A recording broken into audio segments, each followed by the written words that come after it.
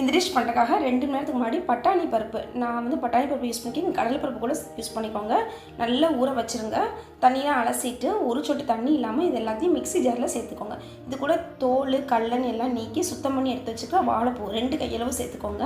1/2 spoon உப்பு, சோம்பு, கொஞ்சமாக கருவேப்பிலை இனுக்கு. நான் வத்தலுக்கு பதிலாக சில்லி ஃப்ளேக்ஸ் 1 ஸ்பூன் யூஸ் பண்ணிக்கி இது எல்லாத்தையும் மிக்சியில் தண்ணியே ஊற்றாமல் நல்லா திக்காக துவையல் மாதிரி அரைச்சிடுக்கணும். கண்டினியூஸாக ஓட்டாதீங்க, அப்பப்போ திறந்து கைட்டு நல்லா பரட்டி விட்டு ஓட்டுங்க. இந்தளவுக்கு திக்காக இருக்கணும். இது வந்து ஒரு பவுலில் ட்ரான்ஸ்ஃபர் பண்ணிக்கலாம். அடுப்பில் கடாயில் எண்ணெய் வச்சுட்டு நான் வந்து தேங்காய் எண்ணெய் தான் யூஸ் பண்ணியிருக்கேன். இதில் வந்து மீடியம் ஹீட்டில் வச்சுக்கோங்க. ஹையில் வச்சுன்னா வேகமாக செவந்துடும், உள்ளே வேகாமல் இருக்கும்.